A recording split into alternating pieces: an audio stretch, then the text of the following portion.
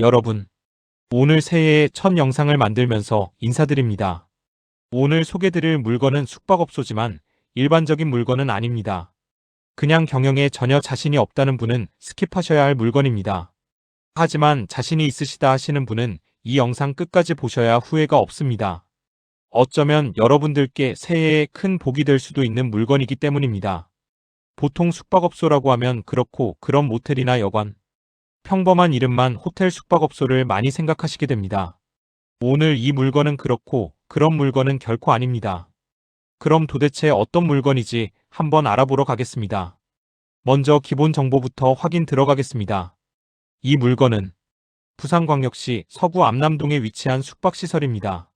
사건 번호는 2024 타경 107,604번 부산지방법원 부산서부지원 경매 물건입니다. 매각기일은 2026년 2월 5일 목요일 오전 10시입니다.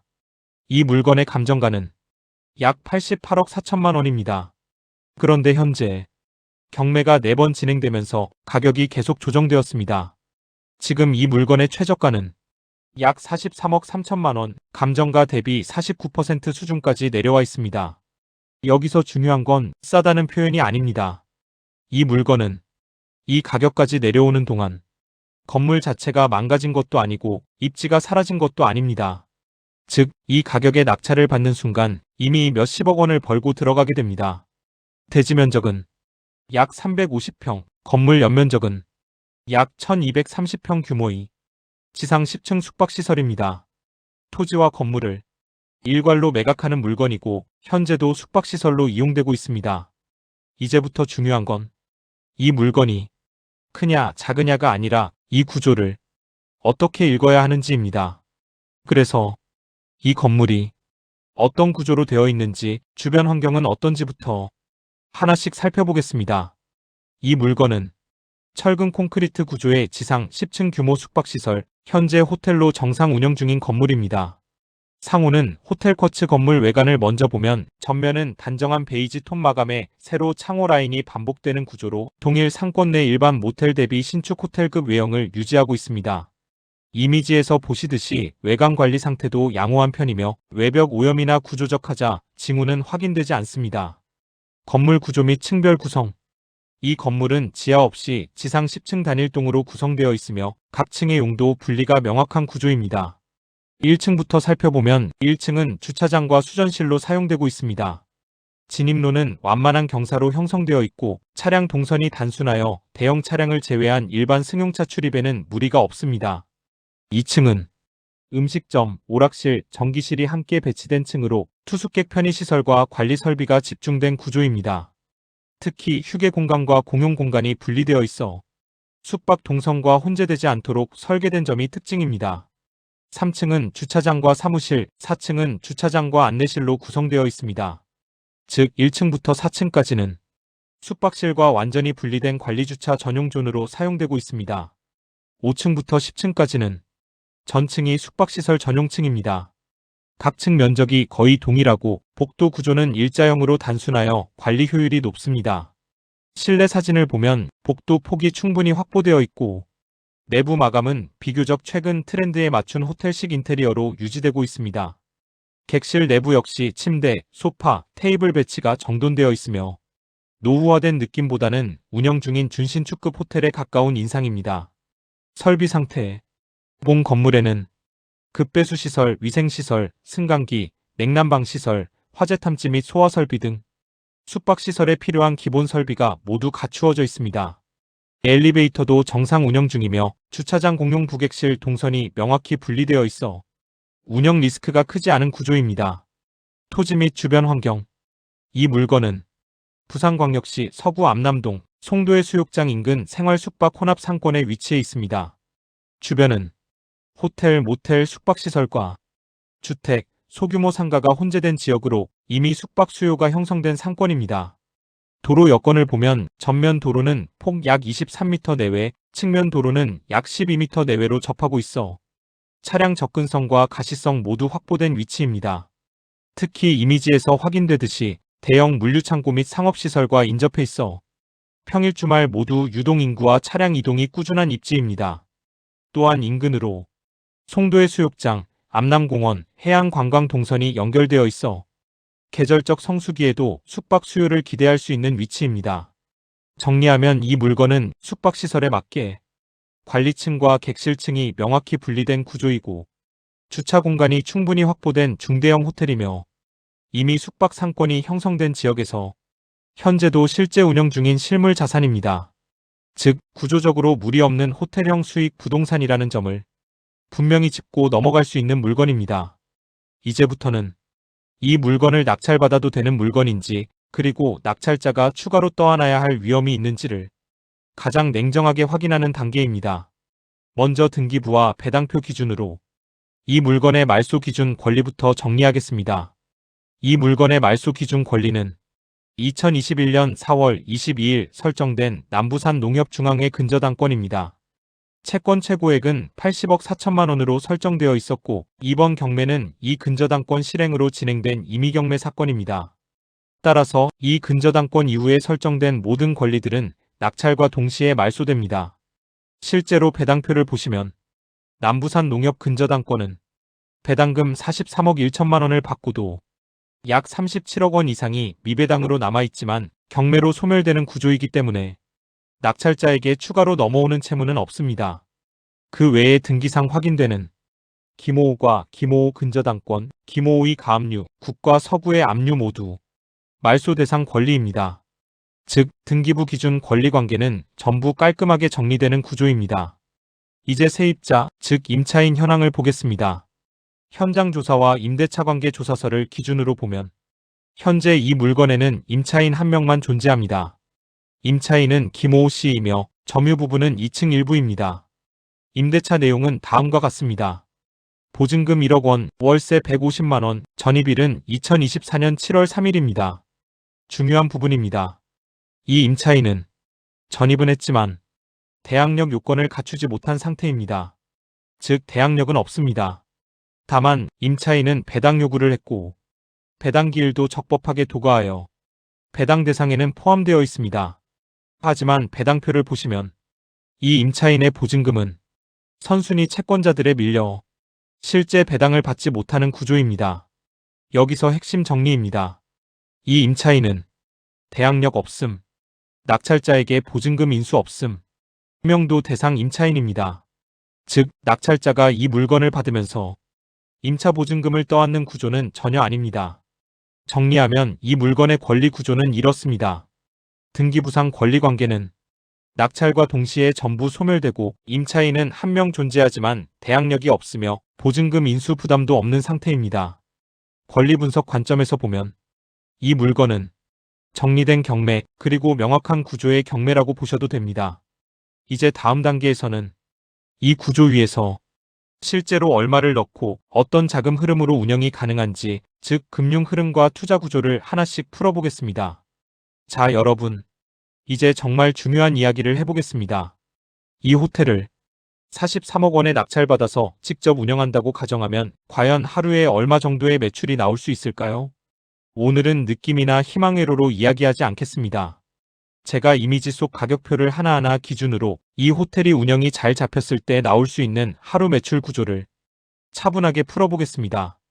여러분, 여기서 잠시만요. 만약 여러분 중에 이 물건을 내 걸로 만들고 싶으시다거나 경매로 투자를 하고 싶은데 자신이 없으신 분은 아래 설명란에 있는 문의처로 연락을 주시면 저희들이 도와드릴 수 있습니다. 그리고 멤버십에 가입하시면 경매 물건을 분석하다가 어려운 부분이나 궁금한 사항을 언제든지 전화해서 문의하실 수 있습니다.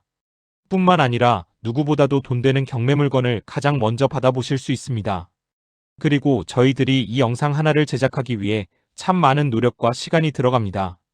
여러분들의 구독과 좋아요, 알림 하나가 저희들의 영상 제작에 참 많은 도움이 됩니다. 부탁드리겠습니다. 그럼 계속 진행하겠습니다. 먼저 평일 하루부터 보겠습니다. 평일 낮 시간입니다. 이 호텔의 대실은 보통 생각하시는 짧은 대실이 아니라 기본 4시간 이용 상품으로 구성되어 있습니다. 가격은 스탠다드 객실이 4만원대, 프리미엄 객실이 6만원대로 형성돼 있어서 오늘 계산은 욕심내지 않고 평균 5만원 수준으로 잡겠습니다. 전체 객실 중에서 평일 낮에 15팀 정도만 대실을 이용한다고 가정해도 이 시간대에서만 이미 70만 원이 넘는 매출이 만들어집니다. 이제 밤이 됩니다. 숙박 손님을 받아야겠죠. 일반 객실은 약 30실 정도인데 평일에는 회원가 기준으로 1실당 8만 원 수준에서 형성돼 있습니다. 이 중에서 절반 정도인 15실만 판매된다고 해도 이것만으로도 100만 원이 훌쩍 넘는 매출이 나옵니다. 그리고 이 호텔의 진짜 무기는 일반 객실이 아닙니다. 풀빌라 타입과 파티룸 같은 특화 객실들입니다. 이미지에 보시면 이 객실들은 숙박 요금이 30만 원대 중반까지 형성돼 있는데 계산은 과하게 잡지 않고 평균 25만 원 수준으로 보겠습니다. 이 특화 객실에서 8팀 정도만 숙박을 한다고 가정하면 이 부분에서만 200만 원 안팎의 매출이 추가로 만들어집니다. 이렇게 해서 대실 일반 숙박, 특화 객실 숙박을 모두 합치면 평일 하루 매출이 약 400만 원에 가까운 구조가 나옵니다. 이제 주말로 넘어가 보겠습니다. 주말은 분위기가 완전히 달라집니다. 주말 낮에는 대실부터 수요가 몰립니다. 주말 할증이 붙어서 팀당 평균 이용 금액이 7만 원 수준까지 올라간다고 보고 이날은 30팀이 넘는 대실 수요를 받는다고 가정해 보겠습니다. 이렇게만 돼도 낮 시간대부터 200만 원이 훌쩍 넘는 매출로 시작합니다. 주말 밤이 되면 숙박은 사실상 풀 가동을 전제로 한 운영이 됩니다. 일반 객실들은 주말 요금 기준으로 1실당 15만 원 수준에서 움직이게 되고 이 객실들만으로도 수백만 원의 매출이 만들어집니다. 여기에 스위트룸과 파티룸 같은 특화 객실들이 더해지고 마지막으로 이 호텔에서 가장 비싼 풀빌라 타입 객실이 들어옵니다. 이 풀빌라 객실은 이미지 기준으로 보시면 50만 원 이상의 숙박 요금이 형성돼 있습니다. 이 객실들이 몇 실만 판매돼도 주말 하루 매출은 1천만 원을 훌쩍 넘는 수준까지 올라가게 됩니다. 이렇게 계산하면 주말 하루 매출은 1,300만 원 안팎의 구조가 나옵니다. 이제 이걸 한 달 기준으로 풀어보겠습니다. 평일이 약 22일, 주말이 약 8일이라고 보면 이 호텔은 한 달 동안 1억 원 중후반대의 매출이 가능한 구조를 가지고 있습니다. 물론 분명히 말씀드려야 할 부분이 있습니다. 이 숫자는 아무렇게나 운영해도 나오는 매출이 아닙니다. 직영으로 관리가 잘 되고 가격이 무너지지 않고 운영이 제대로 잡혔을 때 가능한 상한선 기준의 매출 구조입니다. 인건비, 세탁비, 플랫폼 수수료 같은 비용을 빼면 실제 순이익은 운영 방식에 따라 달라질 수밖에 없습니다. 다만 한 가지는 분명합니다.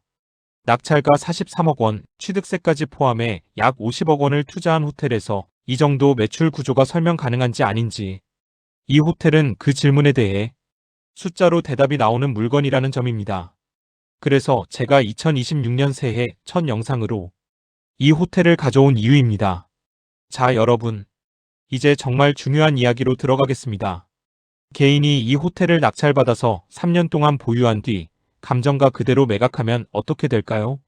세금 복잡하게 말하지 않겠습니다. 하지만 숫자는 단 하나도 빼지 않고 정확하게 보겠습니다. 먼저 시작은 낙찰가입니다. 이 호텔을 최저가 43억 3,585만 원에 낙찰받았다고 가정합니다. 숙박시설이기 때문에 취득세는 주택이 아닙니다. 취득세와 지방교육세까지 합쳐 4.6%, 금액으로는 약 1억 9,944만 원이 들어갑니다. 여기에 등기비용, 채권 할인, 각종 부대비용을 보수적으로 2천만 원만 더 얹겠습니다. 그럼 여러분이 실제로 들고 가는 최종 취득 원가는 약 45억 5,529만 원입니다. 이제 3년이 지났습니다. 감정가 그대로 88억 4,867만 원에 매각합니다. 여기서 단순히 빼보겠습니다. 매각가에서 취득 원가를 빼면 양도 차익은 42억 9,338만 원입니다. 하지만 3년을 보유했기 때문에 혜택이 하나 있습니다. 바로 장기 보유 특별 공제입니다. 상가 호텔은 3년 보유 시 양도 차익의 6%를 공제해 줍니다. 이 금액이 약 2억 5,760만 원입니다. 여기에 기본 공제 250만 원까지 빼고 나면 세금을 매기는 기준 금액은 약 40억 3,328만 원입니다. 이제 세율입니다. 이 구간은 양도소득세 최고 세율 45%가 적용됩니다. 그래서 양도소득세가 약 17억 4,900만 원, 여기에 지방소득세 10%가 붙어서 약 1억 7,490만 원. 나라에 내는 세금 전부 합치면 약 19억 2,390만 원입니다. 자, 이제 결론입니다. 총 차익 42억 9,338만 원에서 세금 19억 2,390만 원을 내고 나면 여러분 손에 남는 순수 매각 이익은 약 23억 6,948만 원. 여러분 3년 보유하고 팔았을 뿐인데 세금 다 내고도 23억 원이 넘는 현금이 남습니다. 이건 운영 수익을 하나도 넣지 않은 숫자입니다. 운영은 전부 보너스입니다. 법인 즉시 매각 시나리오. 그럼 이번엔 법인으로 움직였을 때를 보겠습니다. 이번엔 시간을 끌지 않습니다. 낙찰 바로 매각입니다. 조건은 동일합니다. 낙찰가 43억 3,585만 원. 법인도 취득세는 동일하게 4.6%, 취득세 약 1억 9,944만 원이 들어갑니다. 여기에 법무사 비용, 채권 할인, 명도 대비 비용까지 조금 넉넉하게 3,500만 원 잡겠습니다. 그럼 법인의 최종 취득 원가는 약 45억 7,029만 원입니다. 이제 바로 매각합니다. 매각가는 동일하게 88억 4,867만 원. 취득 원가를 빼면 세전 차익은 42억 7,838만 원입니다. 이제 법인세입니다. 법인은 여기서 세금을 두 번 생각해야 합니다. 먼저 일반 법인세. 이 구간은 약 21%로 계산하겠습니다. 금액으로 약 8억 8,800만 원입니다. 여기에 하나 더 있습니다. 바로 토지 등 양도소득에 대한 추가 법인세입니다. 토지 비율을 감안해서 약 2억 1천만 원 수준을 찾겠습니다. 그리고 마지막으로 지방소득세, 법인세의 10%. 이게 약 1억 1천만 원입니다. 자, 정리합니다. 법인이 나라에 내는 세금 전부 합쳐서 약 12억 800만 원. 이제 진짜 결론입니다. 세전 차익 42억 7,838만 원에서 법인세 전부 빼고 나면 법인 통장에 남는 순수 수익은 약 30억 7,038만 원. 최종 정리 멘트. 여러분, 이제 선택은 명확합니다. 개인 3년 보유 후 매각 약 23억 원. 법인 즉시 매각 약 30억 원. 같은 물건 같은 가격인데 누구 이름으로 사고 언제 파느냐에 따라 결과가 완전히 달라집니다. 이게 바로 88억짜리 호텔을 43억 원대에 가져왔을 때 숫자로 증명되는 현실입니다. 분석만 하다가 지나치면 이 숫자는 평생 남의 이야기로 끝납니다. 이제 판단하실 차례입니다. 자, 여러분. 오늘 이 물건 여기까지 보셨다면 이미 감은 오셨을 겁니다. 이 호텔은 누구에게나 쉬운 물건은 아닙니다. 하지만 숫자를 볼 줄 알고 구조를 이해하고 운영을 고민할 수 있는 분에게는 인생이 한 단계 바뀔 수 있는 물건입니다. 저는 오늘 과장하지 않았습니다. 추측도 하지 않았습니다. 좋은 말만 골라서 하지도 않았습니다. 오직 숫자와 구조 그리고 현실만 보여드렸습니다. 이게 제가 이 채널을 운영하는 이유입니다. 이런 물건은 영상 한번 보고 끝낼 물건이 아닙니다. 그래서 더 깊이 있는 분석과 실제 투자자 관점의 이야기들은 멤버십 전용 영상에서 계속 다루고 있습니다. 멤버십에서는 공개 영상에서 못다한 숫자 이야기, 실제 투자 시 주의해야 할 함정과 개인과 법인의 선택 기준, 운영 현실과 리스크 이런 이야기들을 훨씬 더 솔직하게 나누고 있습니다. 오늘 영상이 조금이라도 도움이 되셨다면 구독 버튼 한번 눌러주시고요. 이런 방식의 현실적인 분석이 필요하다고 느끼셨다면 좋아요 꼭 부탁드립니다. 구독과 좋아요 하나가 이 채널을 계속 움직이게 만드는 가장 큰 힘입니다. 다음 영상에서는 또 하나의 쉽지 않지만 숫자가 말해주는 물건으로 다시 찾아뵙겠습니다. 끝까지 시청해주셔서 진심으로 감사합니다.